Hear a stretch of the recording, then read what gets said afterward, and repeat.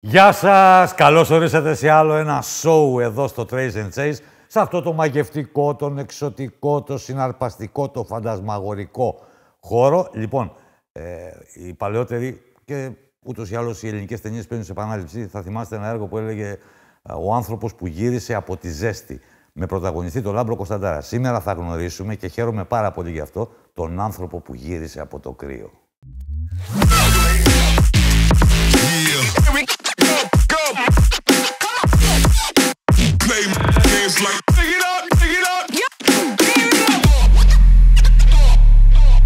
Δηλαδή, βρε καλό μαγόρι Μάριε Γιαννάκου, που σε ευχαριστώ πάρα πολύ, διότι είσαι σήμερα μαζί μας εδώ. Από πόσο κρύο γύρισες και επέζησες? Μείον 25 βαθμούς Κελσίου. Ήμασταν εκτεθειμένοι όλοι οι αθλητές για πάρα πολλές μέρες στο αρκτικό περιβάλλον, με ό,τι συνεπάγεται αυτό, και επέζησα. Λοιπόν, ο Μάριος Γιαννάκου επέζησε, είναι σήμερα μαζί μας εδώ, πρώτα απ' όλα. Και σκεσέ. Τι είναι αυτό που κάνεις και τι είναι αυτό για το οποίο νιώθεις τόσο πολύ περήφανος και πέρα από την υπερηφάνεια, τη χαρά, την ευτυχία και όλα αυτά, που σε κάνει να νιώθεις τέτοια ευεξία και να ξεπερνάς δυσκολίες, ζόρια, επικίνδυνες καταστάσεις, με λίγα λόγια. Αρχικά θεωρώ ότι αυτές οι προσπάθειες είναι φτιαγμένες για όλους. Δεν θεωρώ ότι ούτε έχω κάποιο ιδιαίτερο ταλέντο, ούτε είμαι υπεράνθρωπος ή υπεραθλητής. Η καθημερινή ζωή μου είναι μια ζωή όπως όλων των άλλων. Πηγαίνω στη δουλειά μου το πρωί. Η οποία είναι? Είμαι στην ομάδα marketing της Deloitte, στο κομμάτι εταιρικής κοινωνικής υπευθυνότητας. Ξυπνάω πολύ νωρίς το πρωί για να κάνω την προπόνησή μου και μετά τη δουλειά μου. Επομένως, έχω και επαγγελματικές υποχρεώσεις, οικογενειακές, ό,τι έχει κάθε άνθρωπος. Επομένως, θεωρώ ότι αυτές οι αποστάσεις και οι προσπάθειες είναι φτιαγμένες για όλους. Πόση απόσταση χωρίζει το πολύ, δεν θα το έλεγα μοδάτο, γιατί είναι σαν να το υποτιμώ και να το υποβαθμίζω. Ας πούμε ότι είναι μια δραστηριότητα η οποία τα τελευταία χρόνια αναπτύχθηκε πάρα πολύ στην Ελλάδα, το δρομικό κίνημα. Εσύ βεβαίως δεν επιδίδεσαι στο δρομικό κίνημα, δεν βάζεις το σορτσάκι σου και τη φανέλα και τα σνίκερ για να κάνεις 2 βόλτες στο τετράγωνο σπιτιού σου. Ναι. Εσύ χτυπάς 500 χιλιόμετρα, σωστό? Ναι, ο τελευταίος αγώνας ήταν ένας αγώνας 500 χιλιόμετρων στην Αρκτική. Συμμετείχαμε... Σουηδία είναι εκεί? Σουηδική Λαπωνία. Σουηδική Λαπωνία. Είναι η μεγαλύτερη απόσταση? Σήμερα θα ρωτάω πάρα πολλά. Γιατί αισθάνομαι ότι βρίσκομαι σε μία, όπως έλεγαν και οι Λατίνοι, terra incognita. Δηλαδή είναι μια άγνωστη και ανεξερεύνητη γη που θα προσπαθήσουμε να τη γνωρίσουμε και να την εξερευνήσουμε. Ναι, η αλήθεια είναι ότι το tribe του υπερμαραθωνίου και ακόμα περισσότερο των αγώνων περιπέτειας και επιβίωσης είναι πάρα πολύ μικρό. Στον τελευταίο αγώνα αυτό συμμετείχαμε 23 αθλητές από 18 χώρες του κόσμου, οπότε καταλαβαίνετε ότι μιλάμε για ένα πολύ κλειστό κλαμπ ανθρώπων που θέλουν να δοκιμάζουν τις δυνατότητές τους όχι μόνο στην απόσταση, αλλά και σε εξωτερικές συνθήκες. Αυτό που έχεις δίπλα σου τι είναι? Αυτό εδώ είναι το... Που μας κάνει σαν ντεκόρ. Αυτό εδώ το κουβαλούσα πάνω στο έλκυθρο για 500 χιλιόμετρα. Είναι ντάφελ, έτσι λέγεται. Είναι αδιάβροχο που μέσα είχα όλον τον απαραίτητο υποχρεωτικό εξοπλισμό, τον οποίο έσαιρνα καθ' όλη τη διάρκεια της προσπάθειας. Ζύγιζε περίπου στα 30 κιλά. Αυτό μου κάνει λίγο Άι Βασίλης, τάρανδη, έλκυθρο, ναι. Χριστούγεννα, ναι. Κάτι τέτοιο μου κάνει. Απλώς πήραμε εμείς την θέση των ταράδων και των σκύλων. Σέρναμε εμείς το έλκυθρο. Και τι έχεις μέσα? Είχαμε μέσα χιονορακέτες, όλο τον εξοπλισμό, σκηνές, υποστρώματα, καμινέτα, γκαζάκι, γιατί έπρεπε να λιώνουμε χιόνι για να πίνουμε νερό, τροφές για... Τι τρώτε? Τι τρώμε? Τι μπορεί να φάει κανείς? Πρώτα απ' όλα κοιμάσαι? Πόση ώρα διήρκες ο αγώνας? Πόσες ώρες? 8 ημέρες. 8 ημέρες. Άρα είναι... Κοιμηθήκαμε συνολικά περίπου στις 8 με 10 ώρες όλες τις μέρες. Δηλαδή περίπου 2 ώρες τη μέρα. Όλη την υπόλοιπη ώρα βρισκόμασταν σε... Δηλαδή εσύ, συγγνώμη που το λέω, για να γελάσουμε και λίγο, αν και η συζήτηση είναι πάντοτε ευχάριστη, παρά το γεγονός ότι πρόκειται για ένα project βαρύ και δύσκολο, αν πας στο Survivor θα κάνεις περίπατο. Εντάξει, τους έχεις δηλαδή, δεν θα τους βλέπεις αυτούς τους Survivor. Εντάξει. Θεωρώ ότι ο πιο δύσκολος αγώνας επιβίωσης είναι η ζωή. Όλα τα υπόλοιπα σωστό. είναι... Λοιπόν, εκεί είναι ο Τα απολύτως απαραίτητα. Δεν μπορεί να κουβαλάτε και πολλά πράγματα. Όχι, όχι. Άλλος Έλληνας έτρεξε. Όχι, δεν έτρεξε Ήσουν άλλος ο μόνος. Έλληνας. Ναι, ήμουν ο μόνος. Εδώ είναι Εδώ είναι το νούμερο. το νούμερο 501. Και δίπλα είναι το μετάλλιο, μετάλλιο. που μας έδωσαν στο τέλος. Υπάρχει κατάταξη. Κατάταξη, Δηλαδή τι ναι, βγαίνει ο καθένας ή... σίγουρα αυτός που θα βγει πρώτος δεν είναι ότι ανεβαίνει στο βάθρο. Απλώς σίγουρα υπάρχουν άνθρωποι οι οποίοι τρέχουν πιο γρήγορα από εμάς τις αποστάσεις. Ο πρώτος φέτος ήταν ο Ρουμάνος Τίμπιου Σερίου, έτσι, μια πολύ ιδιαίτερη προσωπικότητα, ο οποίος, σκεφτείτε, ήταν για 13 χρόνια στις ρουμάνικες φυλακές. Οπότε άλλαξε τον τρόπο ζωής του και του βγήκε σε πάρα πολύ καλό όλη αυτή η δυσκολία που πέρασε. Πραγματικά νομίζω ότι πρέπει να... βασικά έχει γράψει και βιβλίο. Του Ρουμάνου η αφοσίωσή του σε αυτό ήταν η διέξοδος του, ήταν η επόμενη ζωή του. Για τον Μάριο Γιαννάκου. Να το ρωτήσω πολύ απλά, πολύ λαϊκά, όπως μου έρχεται στο μυαλό. Πώς σου καρφώθηκε αυτή η ιδέα ξαφνικά?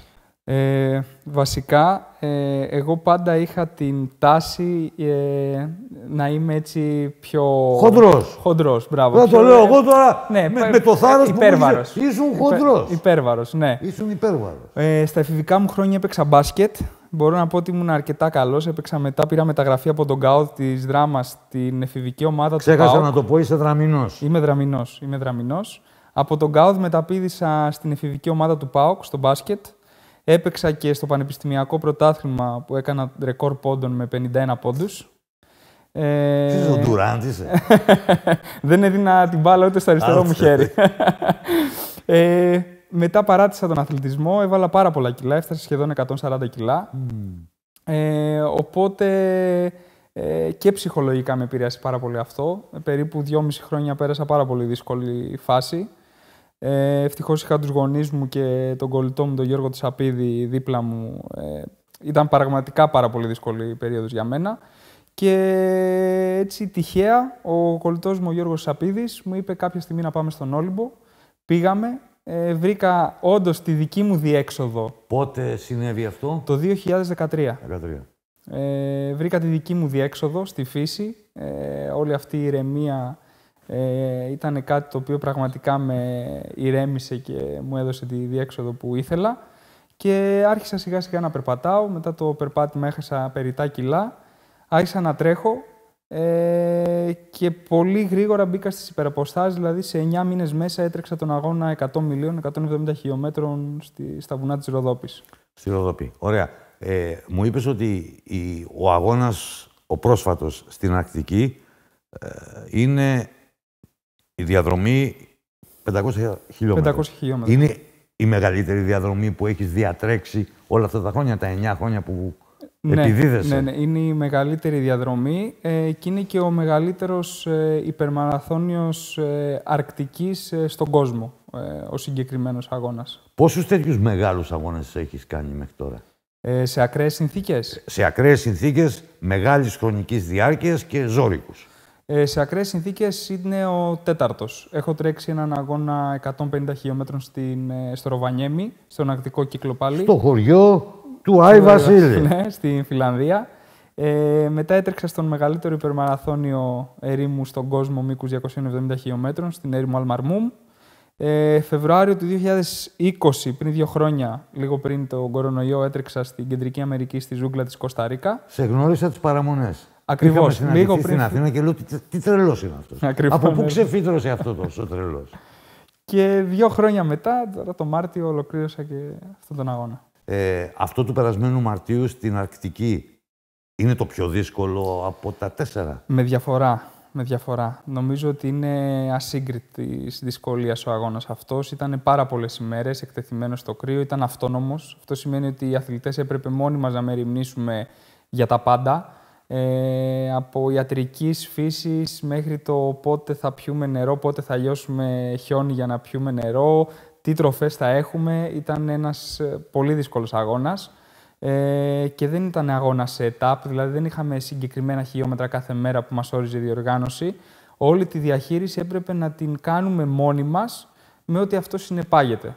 Έχω μία ερώτηση σε 2 σκέλη. Παρεμφερή. τα σκέλη της ίδιας ερώτησης. Το ένα είναι εάν σε κάποιον από αυτούς τους 4 δύσκολους αγώνες έφτασες στο αμήν για να εγκαταλείψεις, και το άλλο έχει να κάνει με το αν σε κάποιον από αυτούς τους 4 αγώνες ή σε οποιονδήποτε άλλο αγώνα αναμενόμενα ή απροσδόκητα προέκυψαν κίνδυνοι. Στο πρώτο σκέλος θα απαντήσω πρώτα. Η εγκατάλειψη πάντα είναι ένα ενδεχόμενο το οποίο το σκέφτονται όλοι οι αθλητές πάρα πολλές φορές μέσα στον αγώνα. Είμαστε άνθρωποι, πονάμε, υπάρχει φθορά, σωματική και ψυχολογική, κυρίως ψυχολογική, διότι σε αυτές τις προσπάθειες οι οποίες διαρκούν πάρα πολλές μέρες και είσαι μόνος σου, το πιο δύσκολο πράγμα είναι να διαχειριστείς τον εαυτό σου και τη σκέψη σου. Ειδικά όταν υπάρχει αϊπνία, κόπωση. Οπότε, προφανώς, πάρα πολλές φορές έχω σκεφτεί να εγκαταλείψω. Αυτό που με κρατάει όμως μέσα σε έναν αγώνα είναι οι στερήσεις τις οποίες έχω κάνει καθ' όλη τη διάρκεια της προετοιμασίας, οι οποίες πολλές φορές διαρκούν και πάνω από 1 ή 2 χρόνια. Για το συγκεκριμένο αγώνα τελευταία προετοιμαζόμουν 2,5 χρόνια. Οπότε εκείνη τη στιγμή σκέφτεσαι ότι αν εγκαταλείψεις, αμέσως την επόμενη στιγμή θα το έχεις μετανιώσει. Πολλές φορές σκέφτομαι και το ότι εκπροσωπώ την χώρα μου, οπότε μου δίνει αυτό ένα έξτρα κίνητρο και παραπάνω δύναμη.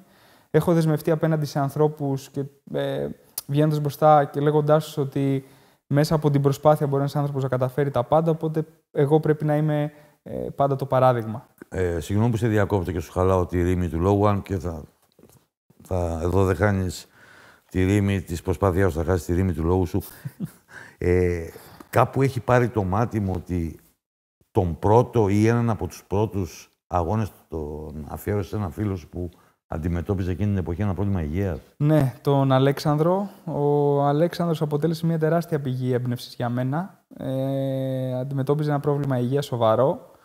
Οπότε έτσι άρχισε για μένα το τρέξιμο αγωνιστικά, με σκοπό να αφιερώσω τον πρώτο αγώνα στον φίλο μου τον Αλέξανδρο για να τον παρακινήσω να κάνει τη δική του προσπάθεια. Βέβαια, πολύ γρήγορα κατάλαβα και εγώ και ο φίλος μου ο Θάνος, ο Καμίδης, με τον οποίο τρέξαμε για να αφιερώσουμε τον αγώνα αυτό στον Αλέξανδρο, ότι εμείς παίρναμε δύναμη από τον Αλέξανδρο παρά του δίναμε. Ελοχεύουν κίνδυνοι? Ελοχεύουνε, σίγουρα ελοχεύουνε κίνδυνοι. Πες μου 2-3 στιγμιότυπα στα οποία ένιωθες ότι κινδυνεύεις. Οι στιγμές και οι καταστάσεις αυτές είναι πολλές φορές οριακές, οπότε ένα πολύ μικρό λάθος μπορεί να σε φέρει σε πάρα πολύ δύσκολη θέση, όπως το να πάθεις κρυοπαγήματα. Στο συγκεκριμένο αγώνα που έτρεξα λίγα χρόνια πριν, ένας Ιταλός, ο Ρομπέρτο Ζάντα, έχασε όλα του τα άκρα, χέρια και πόδια, από κρυοπαγήματα από ένα λάθος που έκανε. Ναι, Τι λάθος δηλαδή μπορεί να έχεις κάνει και να πέσεις στην περίπτωση αυτή? Να κάνεις λάθος στη διαδρομή? Όχι μόνο αυτό, είναι και αυτό ένα ενδεχόμενο. Το να μην φας σωστά, να πέσει το γλυκογόνο σου. Όταν πέσει το γλυκογόνο, η σκέψη σου μπερδεύεται, δεν μπορείς να σκεφτείς σωστά, γιατί και ο εγκέφαλος λειτουργεί με ενέργεια. Επομένως, έκανε μετά πάρα πολλές λάθος επιλογές. Έκατσε κάτω και απλώς περίμενε να πεθάνει και τον βρήκανε τυχαία. Υπάρχουν πάρα πολλοί κίνδυνοι, το να πάθεις αφυδάτωση σε μέρη ζεστά, αλλά νομίζω ότι σε αρκτικές περιοχές ο κίνδυνος είναι πολύ παραπάνω, γιατί δεν έχεις το χρόνο με το μέρος σου. Όλα πρέπει να γίνουν πάρα πολύ γρήγορα και να αντιμετωπίσεις οποιαδήποτε συνθήκη σου παρουσιαστεί με αποτελεσματικότητα και με ταχύτητα. Από τα πέριξ μπορεί να προκύψει κίνδυνος? Δηλαδή, τρέχεις, ας πούμε, στον Αμαζόνιο, μπορεί να σου... να δεις μπροστά ξαφνικά σου κάτι απροσδόκητο? Ναι, όταν πήγαμε στη ζούγκλα της Κώστα Ρίκα, προφανώς μας ενημέρωσαν ότι υπάρχουν ζώα. Εκεί πήγαινε το μυαλό μου. Αυτό θα ναι. Υπάρχουν φίδια, ράχνες. Είναι πράγματα τα οποία ζουν στο περιβάλλον τους. Εμείς είμαστε εξωτερικοί επισκέπτες. Εισβολής. Ακριβώς, εισβολής. Σίγουρα δεν έχουν κάποια πρόθεση τα ζώα αυτά να επιτεθούν στον άνθρωπο, αλλά αν νιώσουν απειλή θα το κάνουν. Οπότε έπρεπε πάντα να είσαι προσεκτικός στο που πατάς. Και εντάξει, αν το σκέφτεσαι αυτό την ώρα του αγώνα, έχεις χάσει το παιχνίδι, νομίζω. Μου έλεγες ή δεν κατάλαβα καλά την ώρα που ετοιμαζόμασταν για τη συνέντευξη ότι στην Αρκτική κάποιος έχασε τον νεφρό του? Έχουμε ένα γκρουπ αθλητές Και προχθές μας ενημέρωσε ο Λουκ, ένας Γάλλος, ο οποίος από την υπερπροσπάθεια έπαθε αφυδάτωση και μας ενημέρωσε ότι μπαίνει για εγχείρηση για να αφαιρέσει το νεφρό του. Οπότε μάλλον έπαθε σοβαρή ζημιά την οποία δεν την κατάλαβε. Επίσης μου έκανε εντύπωση κάτι που είπες προηγουμένως, ότι μπορεί να προετοιμάζεσαι 2 χρόνια για έναν αγώνα. Αυτό προφανώς δεν σημαίνει ότι στο διάστημα της προετοιμασίας σου δεν κάνεις κάποιους άλλους αγώνες. Είσαι dedicated σε αυτό. Dedicated και committed σε αυτό, αλλά έτσι λειτουργώ εγώ, γιατί μπορεί να είναι δύσκολο το να διαχειριστείς έναν στόχο ο οποίος είναι πάρα πολύ μακριά, μη βάζοντας πιο μικρούς στόχους, αλλά νομίζω ότι σε μένα λειτουργεί γιατί αυξάνει την επιθυμία να μπω σε έναν αγώνα με πάρα πολύ μεγάλη όρεξη και ενέργεια. Ο πιο δύσκολος αγώνας από όλους, και δεν εννοώ αυτούς τους οποίους ήδη έχει συμμετάσχει, αλλά γενικώς, ποιος είναι που θα μπορούσε να αποτελεί και την πρόκλησή σου για το μέλλον? Σε τέτοιες προσπάθειες νομίζω ότι ο τελευταίος αγώνας που έκανα, σαν οργανωμένος αγώνας, αγώνων περιπέτειας, νομίζω ότι είναι αυτός. Από εκεί και πέρα το τι είναι όμως κάτι δύσκολο είναι πολύ υποκειμενικό. Δηλαδή, το να τρέξεις και το μαραθώνιο, αλλά το να το τρέξεις σε 2 ώρες και 20 λεπτά, όπως έχει κάνει ο Κώστας ο Γκελαούζος, είναι εξωπραγματικό. Δηλαδή, εγώ όση προπόνηση και να κάνω, δεν θα μπορούσα επουδενή να ακουμπήσω τέτοιους χρόνους. Σε αυτό το tribe όμως αγώνων περιπέτειας, νομίζω ότι αυτός ο τελευταίος αγώνας θεωρείται, νομίζω, ίσως ο πιο δύσκολος, κατά τη δική μου άποψη. Από εκεί πέρα υπάρχουν και άλλα project τα οποία μπορεί να είναι πιο δύσκολα, όπως η διάσχεση της Ανταρκτικής, που είναι σχεδόν 2.000 χιλιόμετρα και την έχει καταφέρει μόνο ένας, ο Αμερικάνος Κόλιν O'Brady. Εκεί είσαι μόνος σου?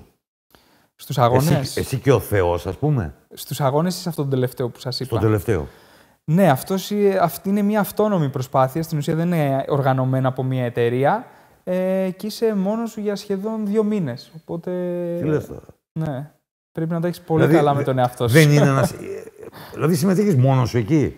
Όχι. Στον τελευταίο αγώνα που έκανα συμμετείχαμε 23 αθλητές. Ναι.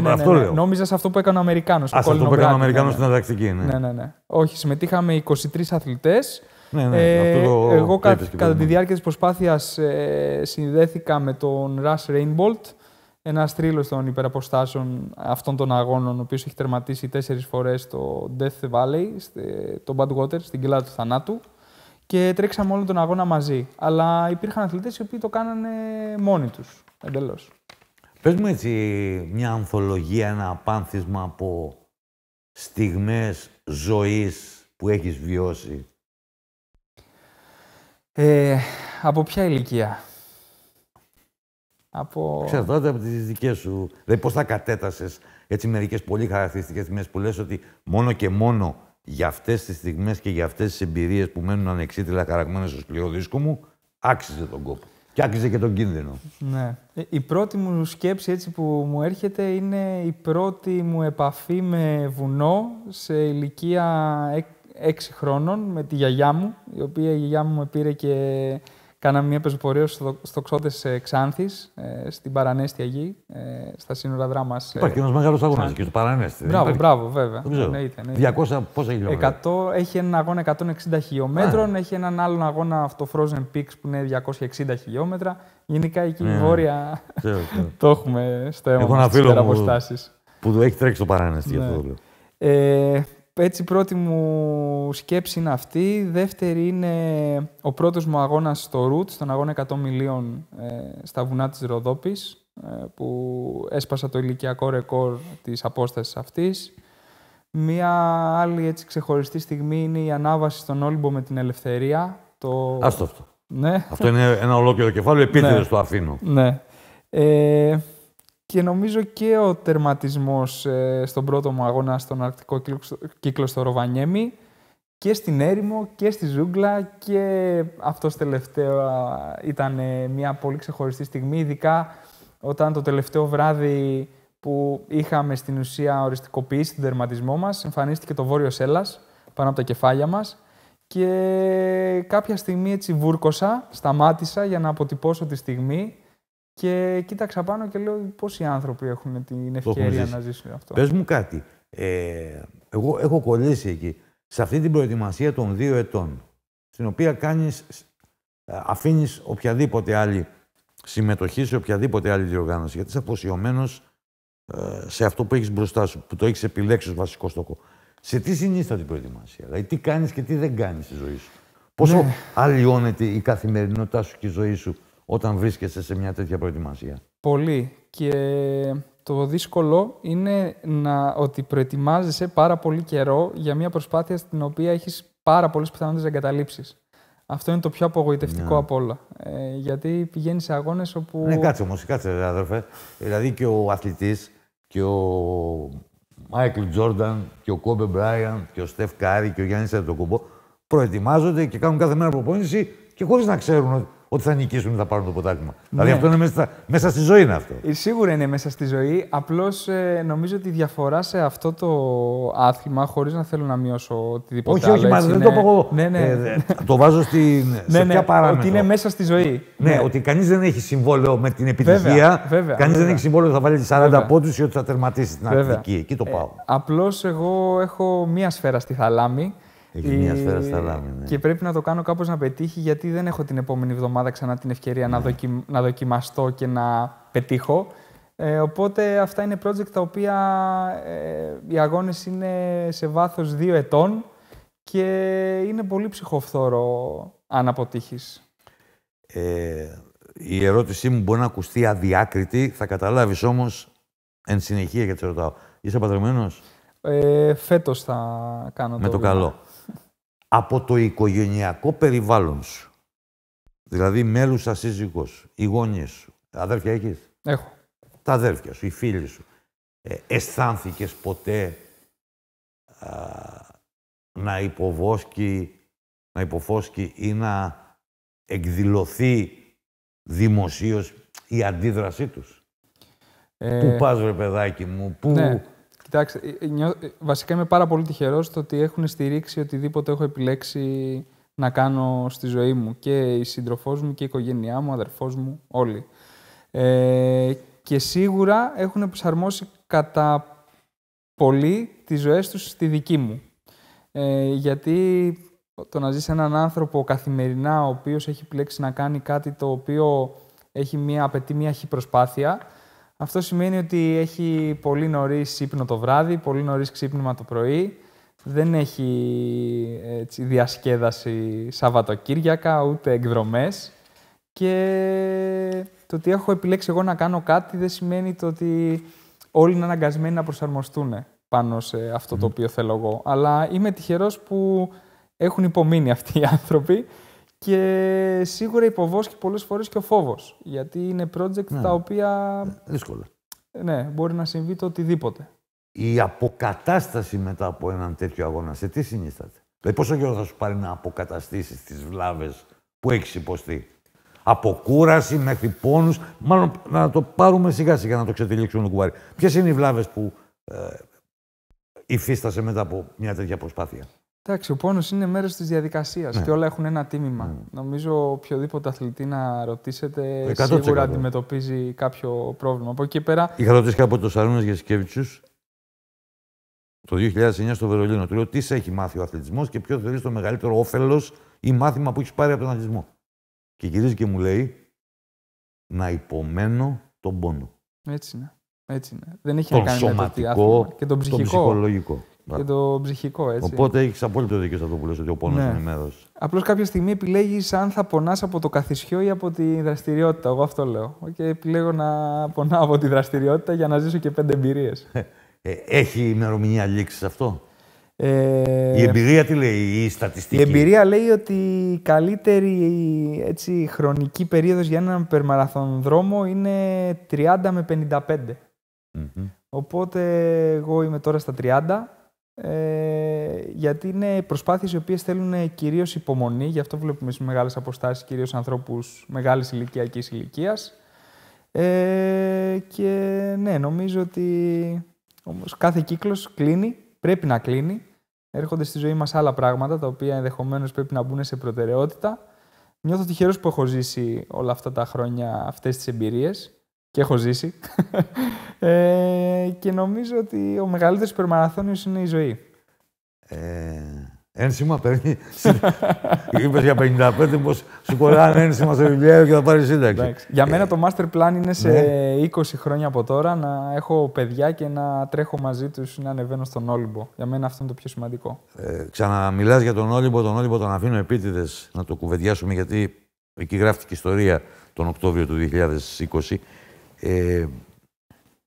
Τι άλλο θα σε εξήταρε που να είναι τύπου βίβερε περικολοζαμέντε που έλεγαν και οι αρχαίοι Ρωμαίοι, το ζήν επικίνδυνος. Δηλαδή, το να ανέβεις στα Ιμαλάια, ας πούμε, στο Everest, ή να κολυμπήσεις. Είναι αυτά μέσα στο πεδίο σου και στα ραντάρ σου? Κοιτάξτε, το να ανέβεις... Τι σε καλύπτει αυτό? Ναι, το να ανέβεις στο Everest δεν είναι κάτι το οποίο με εξητάρει, χωρίς αυτό να σημαίνει ότι δεν θα ήθελα να ανέβω. Είναι το ψηλότερο βουνό του κόσμου. Δεν είναι το πιο δύσκολο όμως. Υπάρχουν πολύ πιο δύσκολες κορυφές. Τεχνικά εννοώ να ανέβει κάποιος, όπως είναι το K2, που είναι το φωνικό βουνό. Έτσι, έχουν χάσει πολλοί άνθρωποι τη ζωή τους. Θα ήθελα να ανέβω κάποια στιγμή στο Everest χωρίς να είναι στη προτεραιότητά μου. Θεωρώ ότι μέσα από τον υπερμαραθώνιο και σε αυτές τις περιοχές, ακραίες συνθήκες, νομίζω ότι ένας άνθρωπος έρχεται πολύ κοντά στον ψυχισμό του και είναι project τα οποία σε φέρνουν στα όρια σου και επομένως, αν διάλεγα κάτι, θα διάλεγα κάτι τέτοιο. Κάνεις προπαγάνδα γι' αυτό?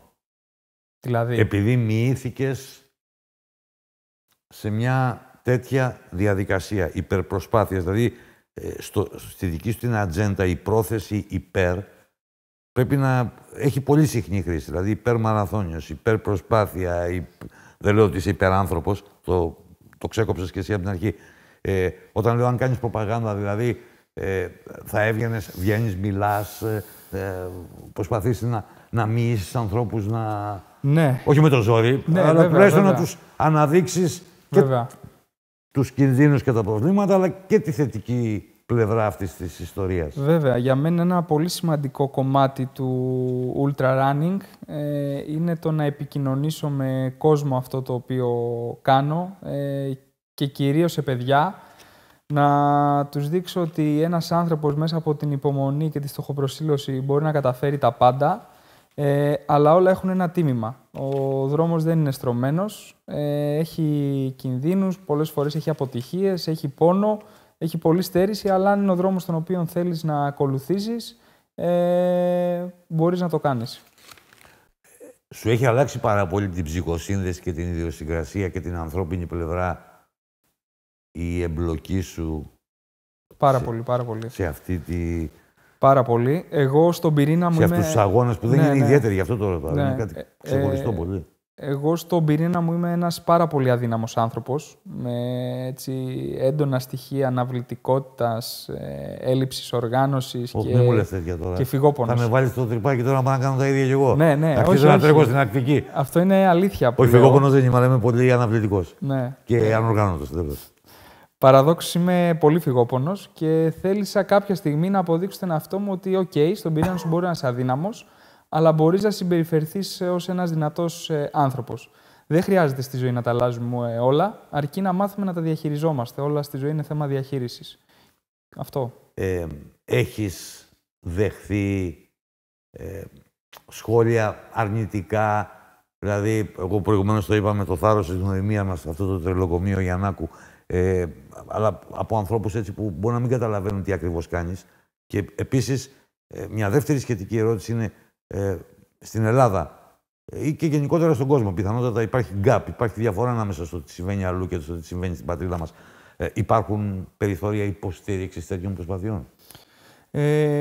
Όταν εκτίθεσαι, πρέπει να περιμένεις ότι θα υποστείς και κριτική. Και νομίζω ότι όταν υποστείς κριτική, πρέπει να επιβεβαιώνεις τον εαυτό σου ότι είσαι σε πάρα πολύ καλό δρόμο. Αν δεν ασχολείται κανείς με σένα, ίσως κάτι κάνεις λάθος. Μένα αυτή είναι η δική μου η οπτική.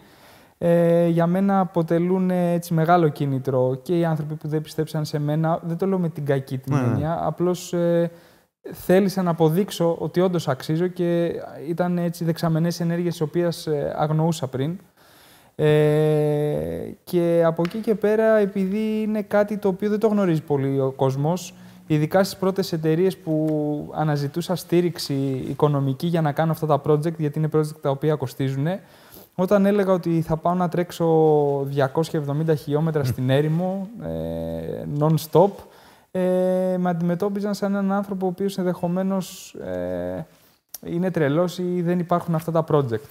Αλλά με τα χρόνια νιώθω πάρα πολύ τυχερός που έχω πορευτεί με ανθρώπους και εταιρείες που έχουν υποστηρίξει και συνεχίζουν να υποστηρίζουν το έργο μου και πραγματικά νιώθω πάρα πολύ τυχερός που τους έχω στο πλευρό μου. Πόσα κιλά μπορεί να χάσεις έναν αγώνα? Στον τελευταίο αγώνα έχασα σε 8 μέρες 11,5 κιλά. Σε 8 μέρες 11,5 κιλά. 11,5 κιλά.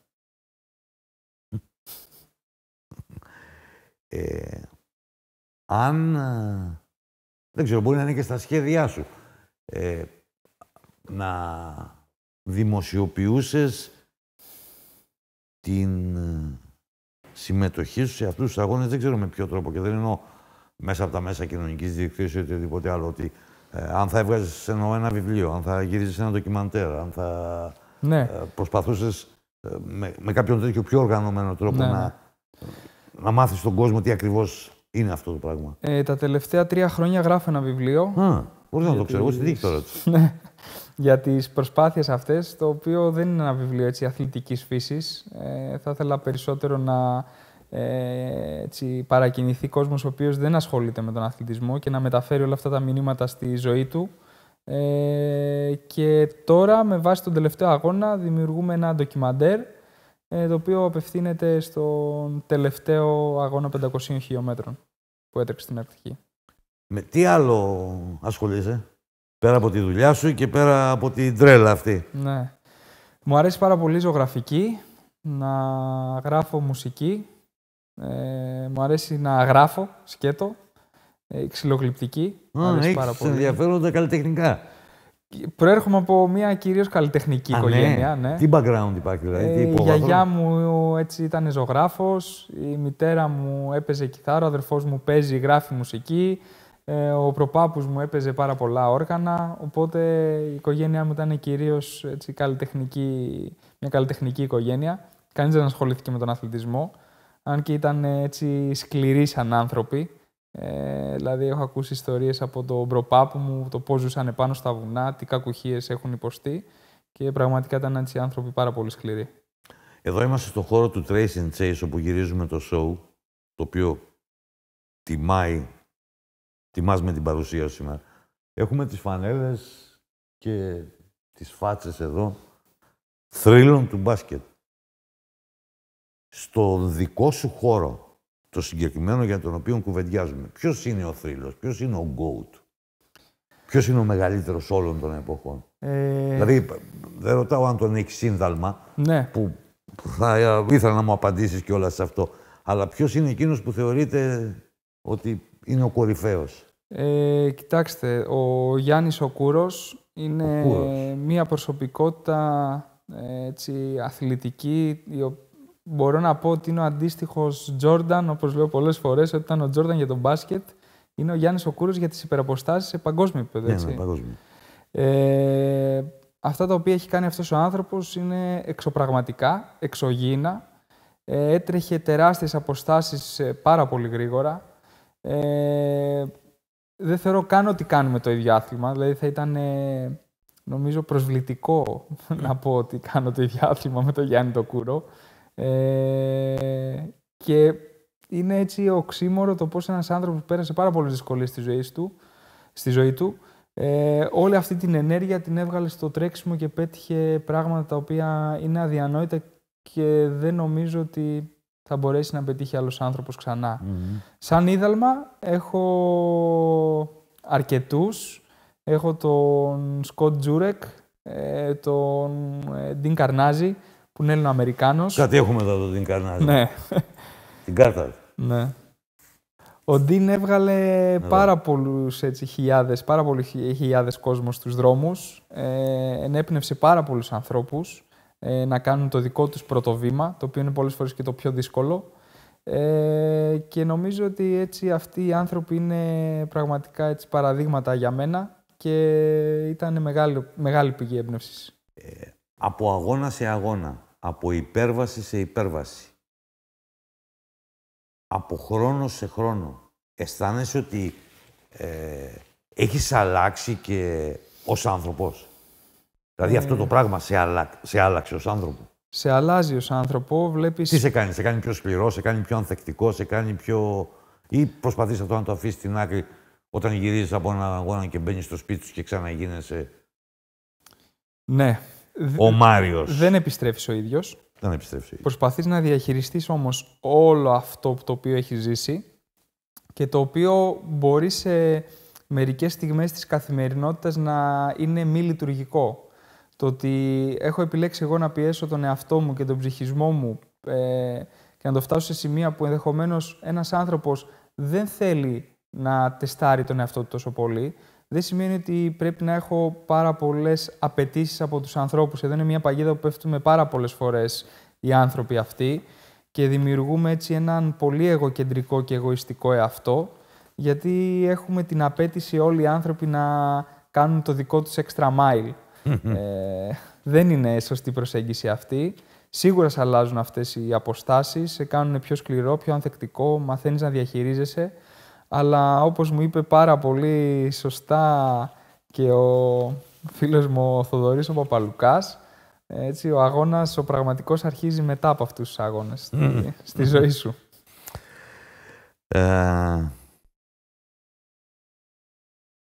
Οκτώβριος 2020, θα χρησιμοποιήσω συγκεκριμένες λέξεις, χωρίς να τις βάζω σε σειρά, χωρίς να σχηματίσω πρόταση. Θα μου τα πεις εσύ καλύτερα. Οκτώβριος 2020, Όλυμπος, Ελευθερία. Άνω κάτω τελεία. Είπα θέλω να το αφήσουμε προς το τέλος, ναι, αυτό το θέμα. Εντάξει, νομίζω ότι ήταν το πιο σημαντικό project της ζωής μου. Με την Ελευθερία γνωριστήκαμε λίγο καιρό πριν την ανάβασή μας μέσω της κοινής μας φίλης Θεοδόρας στη Δράμα. Πάρα πολύ γρήγορα κατάλαβα ότι η Ελευθερία θέλει να ανέβει στον Όλυμπο. Η Ελευθερία ετών? Τώρα είναι 24. Έχει κάποια αναπηρία νομίζω? Ναι, έχει παραπληγία. Παραπληγία. Τώρα ορκίστηκε και όλας, πήρε το πτυχίο της από το τμήμα βιολογίας στα Πυθίτα. Είναι από τους πιο έξυπνους ανθρώπους που έχω γνωρίσει στη ζωή μου, πραγματικά. Και έχει τεράστια θέληση για ζωή. Αυτά τα οποία έχει κάνει δεν νομίζω ότι θα τα έκανε άλλος άνθρωπος.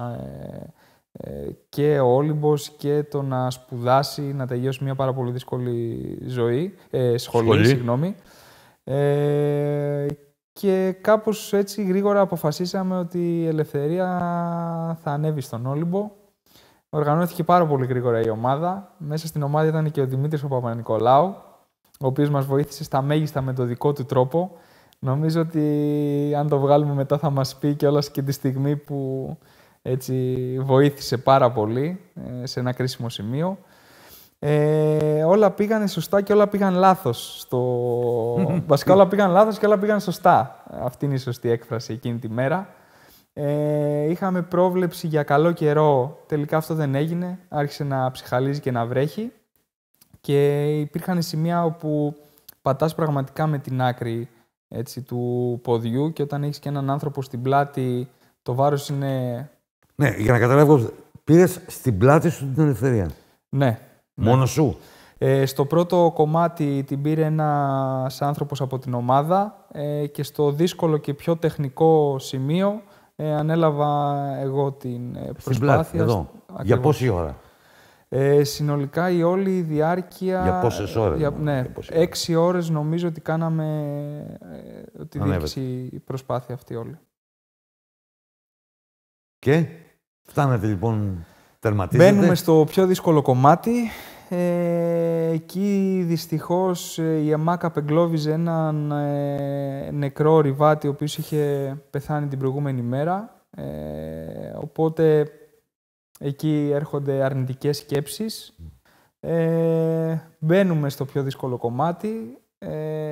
Το βάρος σίγουρα ήταν έτσι μία δυσκολία, αλλά το πιο δύσκολο ήταν το ψυχολογικό βάρος, διότι έχεις πίσω σου σε ένα πάρα πολύ δύσκολο σημείο και επικίνδυνο μία ανθρώπινη ζωή. Δεν συγχωρούνται λάθη και πραγματικά προσπαθείς να διαχειριστείς όλη αυτή την πίεση που σου δημιουργείται σε ένα πάρα πολύ δύσκολο μέρος. Φτάσαμε 9 η ώρα το πρωί στην κορυφή.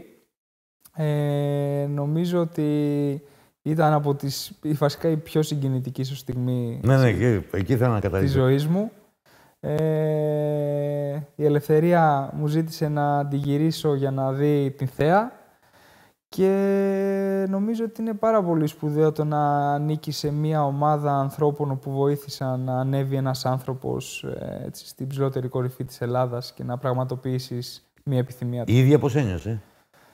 Νομίζω ότι συγκινήθηκε και η ίδια και ένιωσε έτσι πραγματικά ευτυχισμένη κατακτώντας αυτό το οποίο είχε σαν στόχο. Η Ελευθερία, όπως έχω πει πάρα πολλές φορές, μας ανέβασε πάνω και όχι εμείς την Ελευθερία. Και γυρίσατε με τον ίδιο τρόπο? Και γυρίσαμε με τον ίδιο τρόπο. Ξανά το ίδιο στην πλάτη? Ξανά το ίδιο στην πλάτη. Φτάσαμε κάτω στο καταφύγιο, στην Καλύβα Χριστάκη. Η Ελευθερία στο τέλος άρχισε από το κρύο να έχει υποθερμία, οπότε κινητοποιήθηκε όλη η ομάδα πάρα πολύ γρήγορα για να φτάσει η Ελευθερία στο αυτοκίνητο. Μάλιστα. Συγκλονιστικό είναι αυτό. Ναι, ήταν τρομερό project. Τρομερό πραγματικά. Η Ελευθερία δεν γκρίνιαξε καθόλου, ούτε λίγο. Λοιπόν, σου έχω μια έκπληξη. Κλείς τα μάτια. Έτσι δεν λέγαν παλιά, δεν στο λέγανε σε ειδική σπαλιά. Κλείς τα μάτια. Κλείστα. Θα κλείσω. Ωραία. Άνοιξε τα τώρα. Κοίτα εκεί. Νάτος. Καλώς τον. Δημητράκη, τι κάνεις? Σταματημένος. Στο αμάξι, αλλά σταματημένος. Έτσι μην πάρει κανείς κακό παράδειγμα. Όχι. Λοιπόν, εγώ θέλω να σε ευχαριστήσω εις διπλούν. Το πρώτο ευχαριστώ έχει να κάνει με την παρουσία σου και το δεύτερο είναι γιατί μου άνοιξες τα μάτια για να χρησιμοποιήσω την έκφραση με την οποία σε παρουσιάσαμε, γιατί δεν ήξερα. Τον είχα συναντήσει. Εσύ μου είπες τι άλλα πράγματα έχει κάνει και το πόσο οι υπερβάσεις του μπορούν να βοηθήσουν ανθρώπους να δουν τη ζωή από ένα άλλο πρίσμα. Πράγματι, για να βρω ταλέντα στο μπάσκετ δεν είμαι καλός, αλλά από ερήμους, ζούγκλες και βουνά δεν με πιάνει κανείς.